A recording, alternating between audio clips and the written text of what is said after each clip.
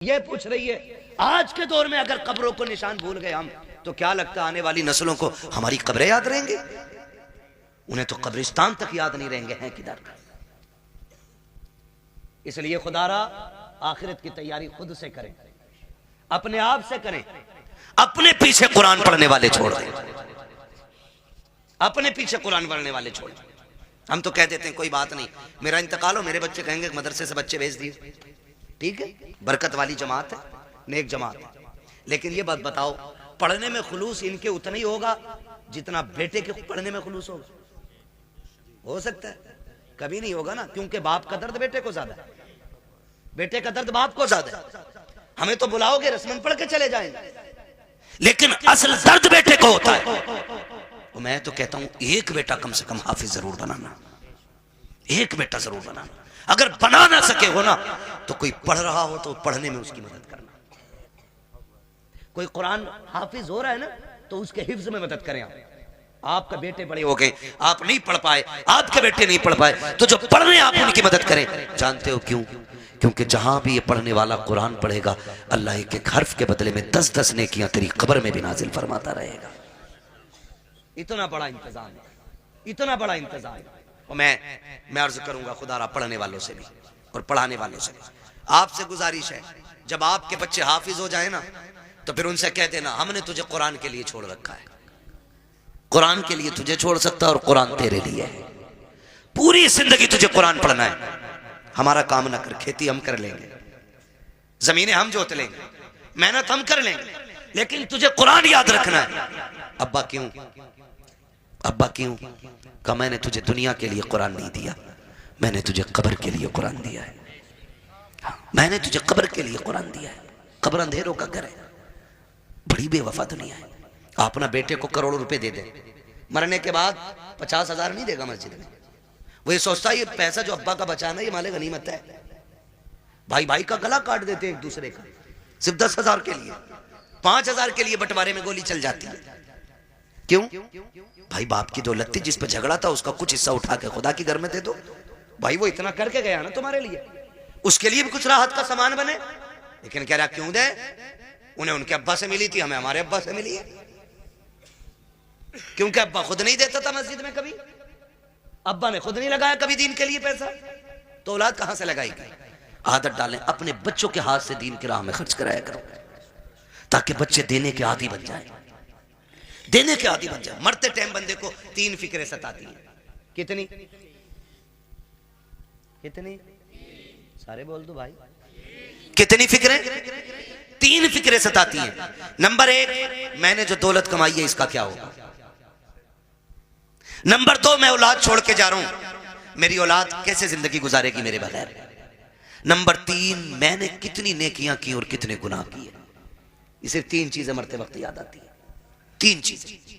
कामयाब वो नहीं है जिसने अपने पीछे बंगले छोड़ दिए, कामयाब वो नहीं जिसने इमारतें छोड़ी, कामयाब वो है जो अपने पीछे कुरान पढ़ने वाला छोड़ गया है। वो सबसे बड़ा कामयाब है जिसने अपने पीछे कुरान पढ़ने वाले छोड़े। वरना बिल्डिंग है, ये बंगले कब्र में कोई काम नहीं आने वाले। मैं तो मुबारकबाद पेश करता हूं उस बाप को जिसने एक बेटे को हाफिज कुरान बनाया, मुबारकबाद पेश करता हूं।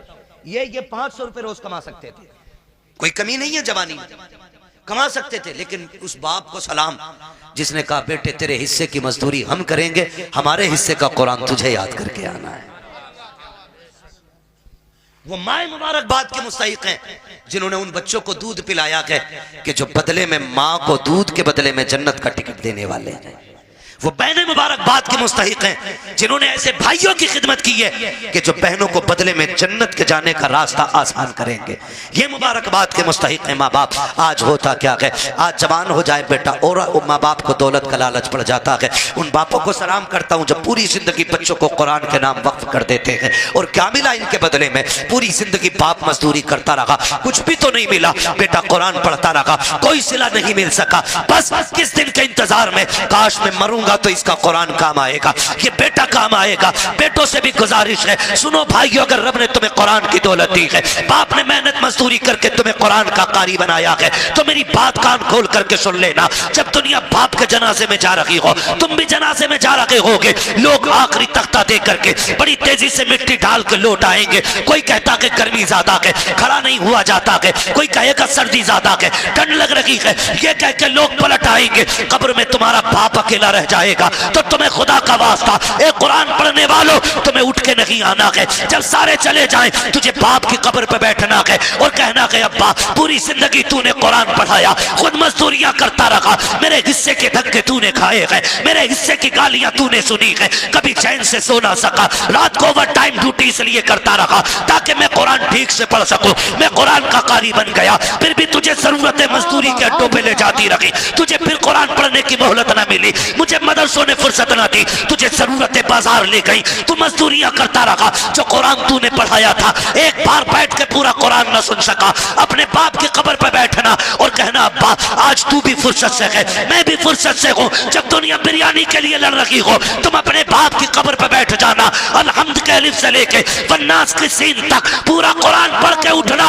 अब्बा से कहना अब्बा आज मैंने तेरी मेहनत का हक अदा किया है, कसम खा के कहता हूँ, इधर कुरान की तिलावत मुकम्मल होगी, उधर कब्र में खुदा की रहमतों का नुज़ूल होना शुरू। नारे तकबीर, नारे रिसालत, बस लगे आला हजरत उलमाए सुन्नत, ख्वाजा का हिंदुस्तान, मिलक्का सुन्नी मुसलमान, हजरत अल्लामा मुफ्ती अब्बास साई किबला जिंदाबाद जिंदाबाद। करेंगे इंशाअल्लाह, पढ़ाएंगे बच्चों को कुरान, वादा करें इंशाअल्लाह। कितना है मैं कुरान, लोग समझते नहीं, लोग समझते नहीं है। मैं अभी 10 मिनट और हैं, कहें तो मैं थोड़ी कड़वी बात और कह दूं। पहले वादा करो इंशाअल्लाह कुरान से प्यार करेंगे, बच्चों को पढ़ाएंगे इंशाअल्लाह। अगर हम पढ़ने और पढ़ाने के लायक नहीं तो पढ़ने वालों की इज्जत करेंगे इंशाअल्लाह, करेंगे इंशाअल्लाह। कुरान कितना अहम है, बस चंद बातें और सुन लें, 11:15 हो गए। हाँ तवज्जो करें। उम्र, हर जिंदगी की, हर शख्स की जिंदगी के 3 मरहले, अगर अल्लाह लंबी उम्र दे तो। सुबह, दोपहर, शाम। सुबह बचपन, दोपहर बोले बड़े अच्छे लोग हैं माशाअल्लाह। अगर हमारे इलाके के लोग अच्छे नहीं होंगे तो फिर किसके इलाके के लोग अच्छे होंगे, समझ गए। सुबह, सुबह, सुबह, दोपहर, शाम। क्या बात है, ये 3 होते हैं। इतना याद हो गया ना। सुबह बचपन होता है, दोपहर जवानी होती है और शाम बुढ़ापा होता है। सुबह के बाद उम्मीद होती है दोपहर आएगा, दोपहर के बाद उम्मीद होती है शाम आएगी, लेकिन शाम के बाद उजाले का फिर कोई पहर नहीं होता, फिर आगे रात ही रात है। फिर जो सूरज निकलेगा एक नई जिंदगी का आगाज होगा, नया दिन यानी कि नई नस्ल, फिर वो एक नई नस्ल का आगाज होगा। आप जानते हो बचपन इतना खूबसूरत होता है कि कब गुजर गया पता ही नहीं चलता, और लोग आखिरी सांस तक कहते हैं काश बचपन फिर से लौट आता। बचपन इसलिए भी खूबसूरत होता है क्योंकि जिम्मेदार बाप होता है। यही क्लियर है ना, गलत तो नहीं बोला ना मैंने। बचपन इसलिए खूबसूरत होता है क्योंकि सर पे हाथ रखने वाला बाप होता है, इसलिए खूबसूरत होता है कि बचपन हम बाप की मर्जी से जीते। जवानी खूबसूरत होती भी है और ना भी होती है। जवानी उन बच्चों की खूबसूरत होती है जिनकी जवानी भी माँ बाप की मर्जी से गुजरती है।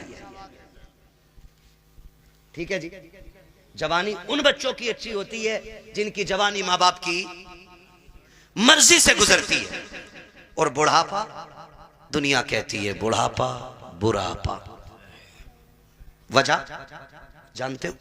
वजह सिर्फ इतनी है कि बचपन में बहुत दोस्त होते, बचपन में बहुत दोस्त होते। मेरे हुजूर फरमाया करते थे मुझे बच्चों के 5 खेल बड़े पसंद है, 5 काम बच्चों के पसंद है। इंशाअल्लाह कभी वक्त होगा ना और जिंदगी फिर लेके आएगी ना तो इन 5 कामों पे बच्चे की गुफ्तगू फिर होगी, क्योंकि बात बड़ी लंबी है वो भी। बस जो मैं कहना चाह रहा हूं ना चाचा, फिर वो रह जाएगा अधूरा मसला, है ना। बस मेरी बात पूरी हो जाए, अल्लाह करे इस बीच में। तो बचपन में ना बहुत सारे यार मिल जाते हैं। हम जोली बच्चे इतने इतने आजाद होते हैं। अम्मी कहती है ला बेटे जल्दी जा, चाय खोल गई है, पत्ती नहीं है, जल्दी लेके आ। गया सुबह चाय की पत्ती लेने, दोपहर के टाइम लौट रहे। हाँ, क्योंकि ये बचपन है और इसी को बचपन कहते हैं। ये आजाद जिंदगी है, पके ना पके चाय, हम तो तमाशा देखेंगे। बच्चे गए, कोई आ गया डुगडुगी वाला, वहीं लग गए। अब अम्मा परेशान है, चाय दोपहर तक पकती रही। ये है ना, ये आजादी होती है बचपन की। और बचपन के यार बड़े सच्चे होते हैं। अभी लड़ेंगे, कल किसी पंचायत के बगैर फिर एक हो जाएंगे। ना कोई मुकदमा, ना कोई बहस, ना कोई पंच, ना कोई पंचायत। आज लड़के गए थे, सुबह फिर गले मिल जाते हैं।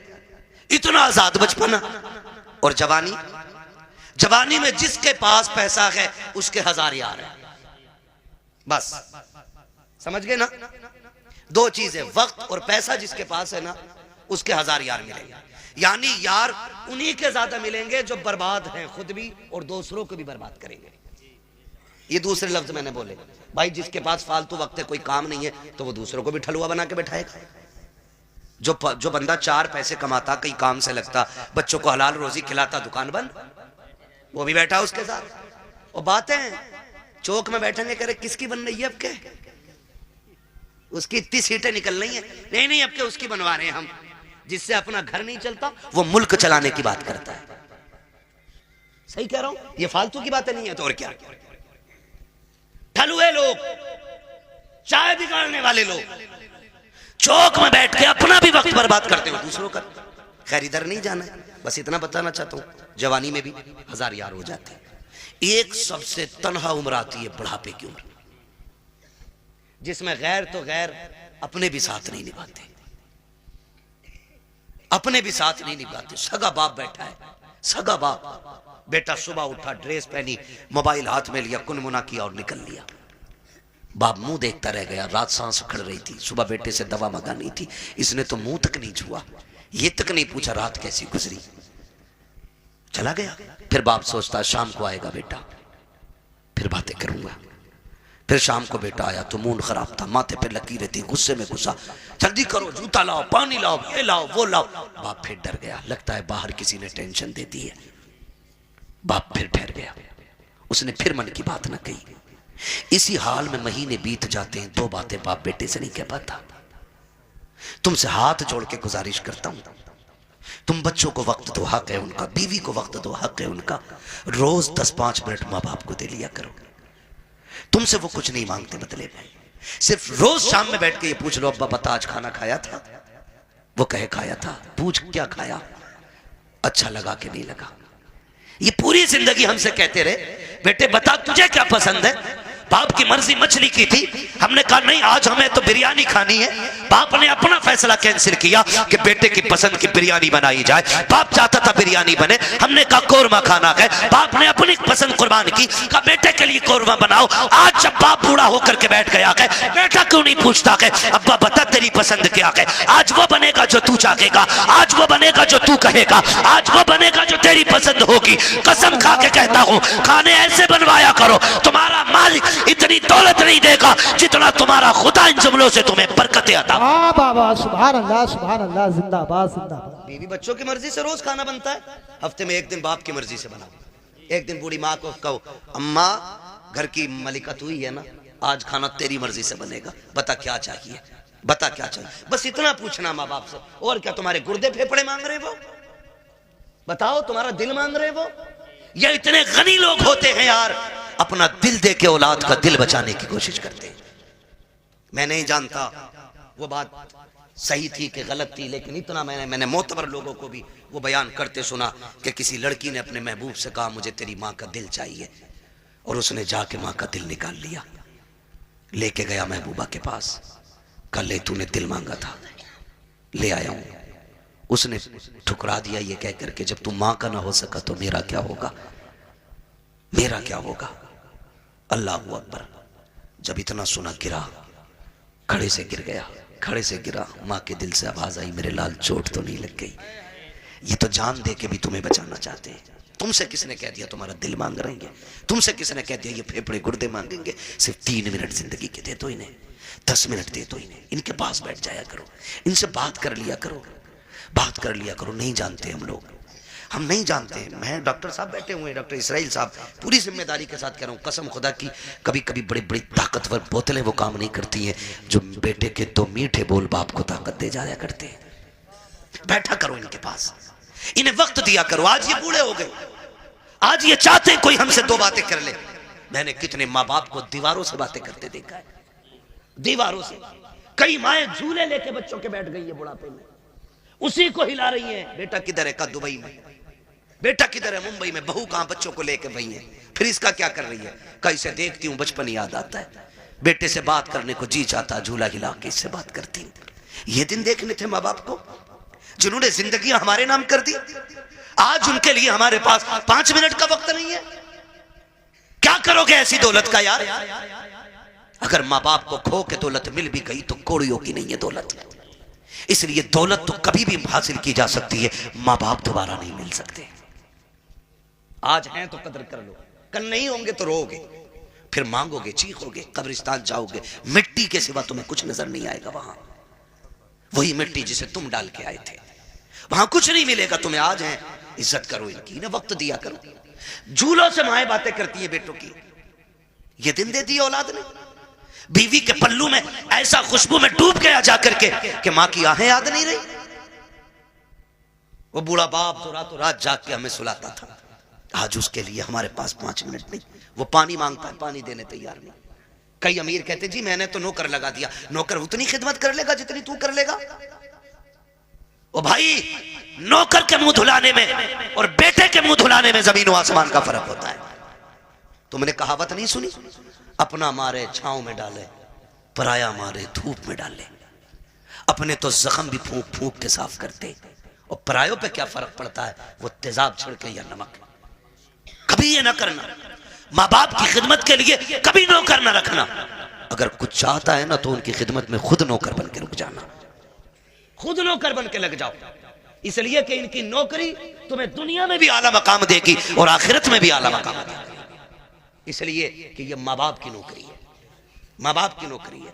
ऑफिस के आगे हाथ बांध के इसलिए खड़े रहते हो, मालिक के आगे इसलिए ऊंची आवाज में नहीं बोलते हो कि बोनस कट जाएगा।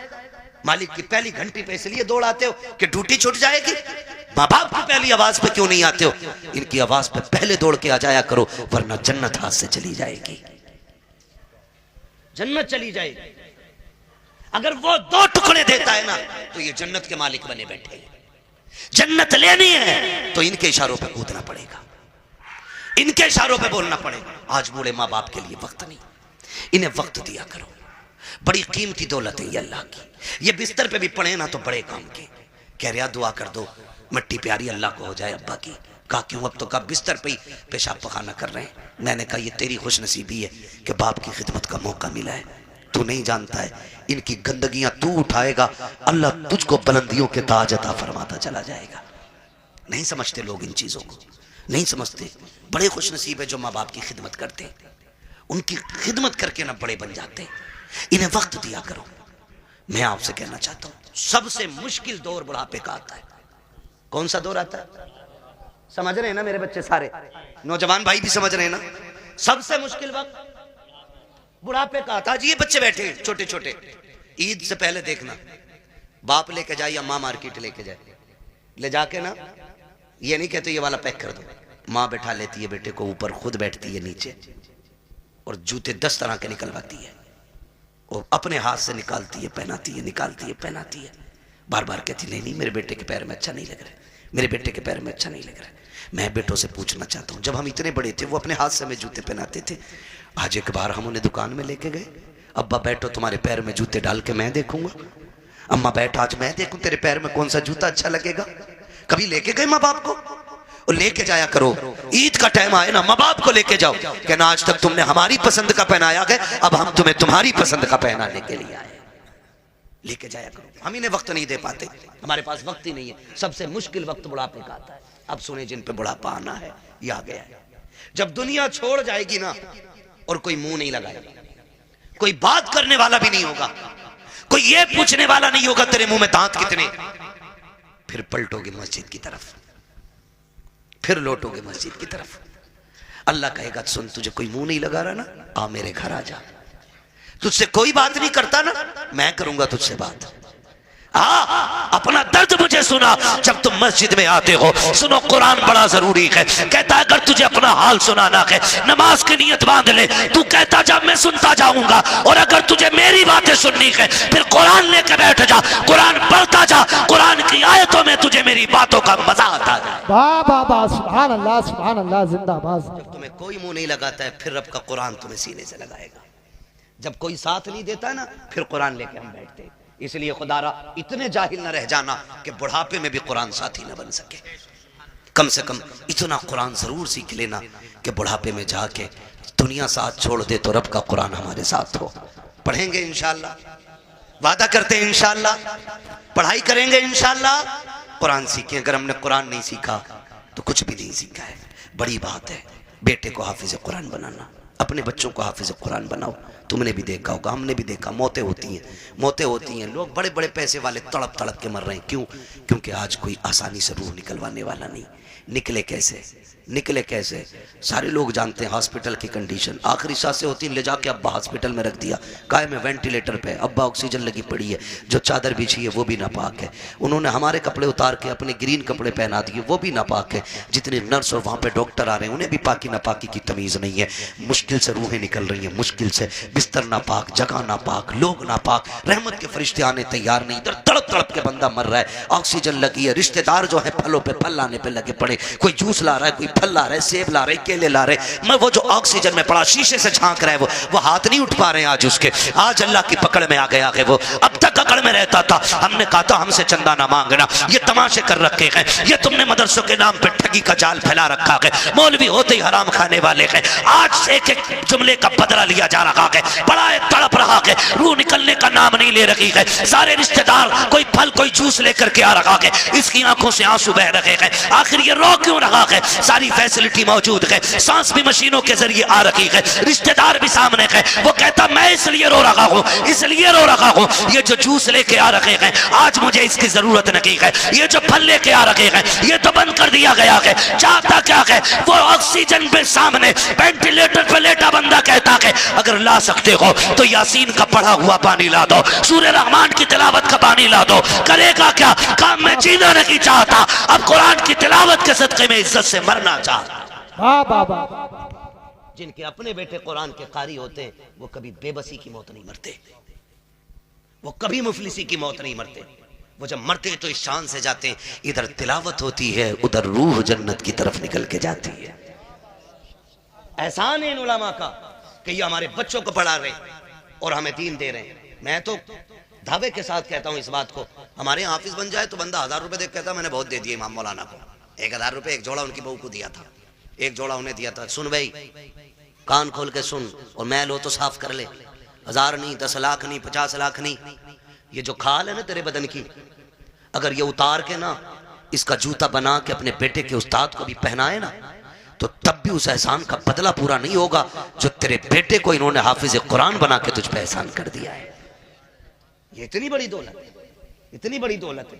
यूं ही कोई कुरान नहीं पढ़ जाता, मेहनतें लगती हैं, रत जगह लगते हैं इसमें, आधी आधी रात से उठ के कुरान पढ़ना और पढ़ाना पड़ता है। हाँ, इसलिए मेरे भाई कुरान से भी प्यार करो, साहिब कुरान से भी प्यार करो और वादा करो ये मेले तमाशों में पैसा नहीं लगाओगे, फालतू के हराम कामों में पैसा नहीं लगाओगे। अल्लाह तौफीक देगा तो इस पैसे को मुट्ठी बंद करके कुरान पढ़ने वालों पे लगाया जाएगा। लगाएंगे इंशाअल्लाह। नौजवानों से मेरी गुजारिश है, अक्सर कमाने वाले जाने वाले लोग हादसे रोडों पे हो रहे, चलते फिरते मौतें हो रही हैं, माफ कीजिएगा, चलते फिरते मौतें हो रही हैं, पता नहीं चलता कब किसकी मौत की खबर आ जाए। घर से नए कपड़े सूट बूट पहन के निकला, थोड़ी देर में खबर आती है कि उसका भेजा फट गया, खत्म हो गया। नए कपड़े पहन के गया तो सफेद कपड़े में लिपट के सिल के आ रहा है, क्या हो रहा है? ये सब मौत है, मौत, मौत है, मौत, मौत आ रही है कदम कदम पे। कोई गया एक्सीडेंट हुआ, टांग टूट गई, किसी का हाथ टूट गया, कोई फट गया, पता ही नहीं चलता कब कहाँ क्या हो जाए। खुदा आपसे गुजारिश है अपने पीछे कुछ लोगों की दुआएं शामिल रखा करो, दुआएं शामिल रखा करो। ये बात मैं अक्सर बताता हूँ और मैंने जब से सुनी है ना ये बात मुझे आज तक ऐसे याद है जैसे से अभी मुझसे कोई कह रहा है। एक नौजवान ने मुझे फ़ोन किया, उसने कहा था हज़रत जी बड़ा रब का करम हो गया, रात गाड़ी चलाते चलाते ना मेरी आंख लग गई। कह रहा 2 किलोमीटर तक गाड़ी ऐसे ही चल गई और शुक्र देखो गाड़ी पलटी नहीं। मैंने कहा करम है रब का। कहने लगा तजर्बा भी बहुत है मुझे, मैं नींद में मेरे हाथ सीधे रहे। मैंने कहा नादान।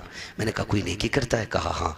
मैंने कहा कौन सा नेक काम करता? कहा जब चक्कर से वापस आता हूँ ना तो मदरसे के बच्चों को जाके ना 1% अपनी कमाई का जाके देता हूँ, मदरसे में दे के आता हूँ। मैंने कहा सीधी बात सुन ले, न तेरे हाथों ने बचाया न तजर्बे ने बचाया, तू सो गया था, कुरान वालों की दुआएं तुझे बचा के ले गई थी।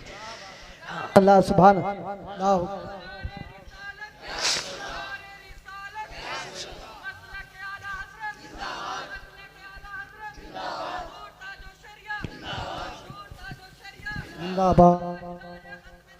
जिंदाबाद। सवा घंटा हो गया। लब्बैक या रसूल अल्लाह। नहीं मेरे भाई बस, मैंने पहले कहा था तूफान नूह लाने से आखिर क्या फ़ायदा। एक अश्क ही बहुत है अगर कुछ असर करे। मेहनत लगती है, मेहनत लगती तो किसी की दुआएं शामिल कर लो। आप सारे मेरी उम्र के मेरे भाई हो, कुछ दोस्त हैं कुछ भाई हैं नौजवान सारे मेरे। मैं कहता हूँ अपने पीछे यार दुआओं वाला साथ रखो, एक दुआओं वाला रखो। बड़ी दुआएं बड़े काम आते हैं इनके, ये लम्हे लम्हे के लुक में ना ये कभी कभी हमारी सालों साल की गलतियों पे भारी पड़ जाते हैं। बड़े काम आते हैं इनके ये लुक में। हिस्से रखा करो इसमें, हिस्से अपने पीछे दुआओं वाले हाथ रखो। गारंटी नहीं है। कई लोग कहते हैं 500 रुपये देकर अगर दुआ कर देना है, 500 रुपये दे के दुआ कर देना, कोई 1000 दे के दुआ, कोई 5000 दे के दुआ कर देना। चल तू दे रहा है ये दुआ मुंह से कह के ले रहा है। ऐसे काम करो कि जबान ना भी खुले दुआएं फिर निकलने लग जाए। ये असल दुआ होती है। कहा कह के कराई तो क्या कराई यार, ऐसे काम कर जाओ कि खुद दुआ दिल से निकल जाए, वो दुआ असर रखती है। कहा था दिल से जो बात निकलती है असर रखती है, पर नहीं ताकत परवाज मगर रखती है। ऐसे काम कर जाओ कि दुआएं दिल से निकलें। फिर मुझे वो बात याद आ गई, फिर मैं वो बच्चे की बात दोहराऊंगा। कुरान बड़ी चीज है। अक्लमंद है वो बाप जो अपने बच्चों को कुरान की तालीम दे रहे हैं, और साथ में दुनिया की तालीम भी जरूरी है। दुनिया की तालीम भी जरूरी है। आप बनिए पढ़िए। अब लड़ाई तो पर बंदूक की नहीं रह गई है, अब लड़ाई कलम की है। जिस कौम के हाथों में कलम होगा वो कौम आगे जाएगी, और जिसके हाथ में कलम नहीं होगा वो नालियां साफ करेगी। ये याद रखिएगा। फैसला तुम्हें करना है, कुर्सी पे बैठ के हुकूमत करनी है या जूतियां उठा के तुम्हें नालियां साफ करनी है। ये फैसला आपको करना है। हमें अपने बच्चों की तालीम पे गौर करना है। हम 10वीं तक पढ़ा के कहते हैं जी बहुत पढ़ा लिया अब दुकान चला लेगा, 11वीं तक पढ़ा के कहते हैं बहुत पढ़ा लिया दुकान चला लेगा। सिर्फ दुकानें चलवानी है?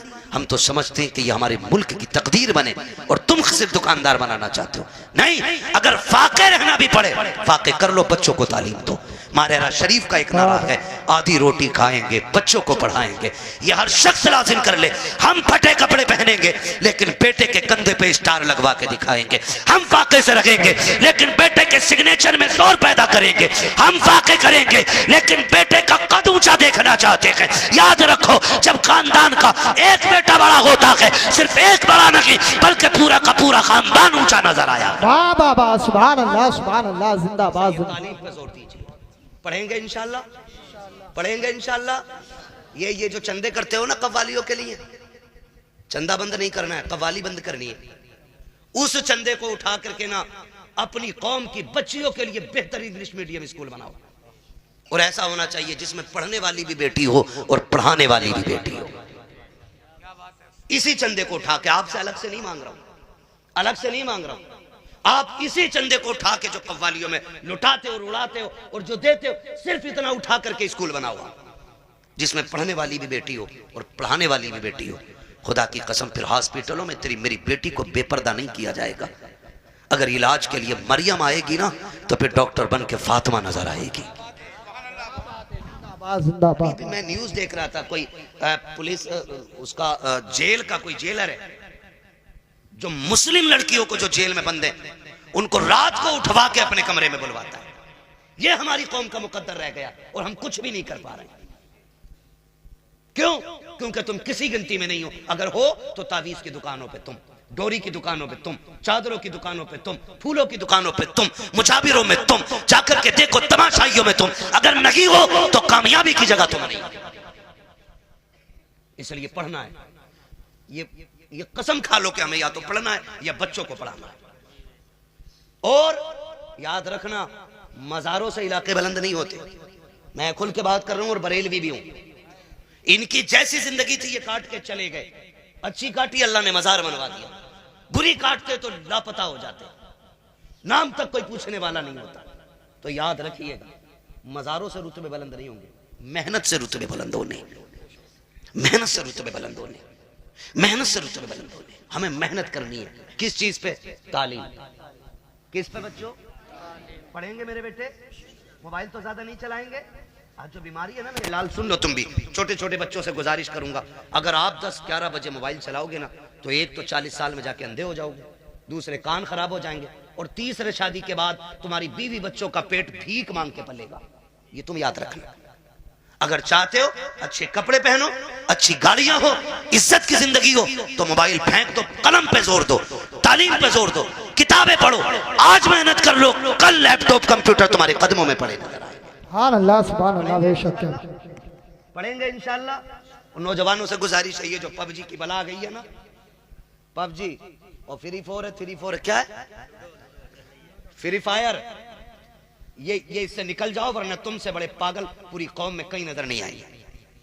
पागल नहीं है ये लोग, जो अकेला बैठा बैठा कर रहा मार मार मार। इनसे बड़ा पागल कौन होगा भाई? इनसे बड़ा गधा कौन होगा? क्या मिला तुझे? ना दुनिया बनी ना आखिरत बनी, तेरे घर में चूहे बराबर अजान देते रहे, और तू पबजी पे लगा रहा, तू फ्री फायर पे लगा रहा।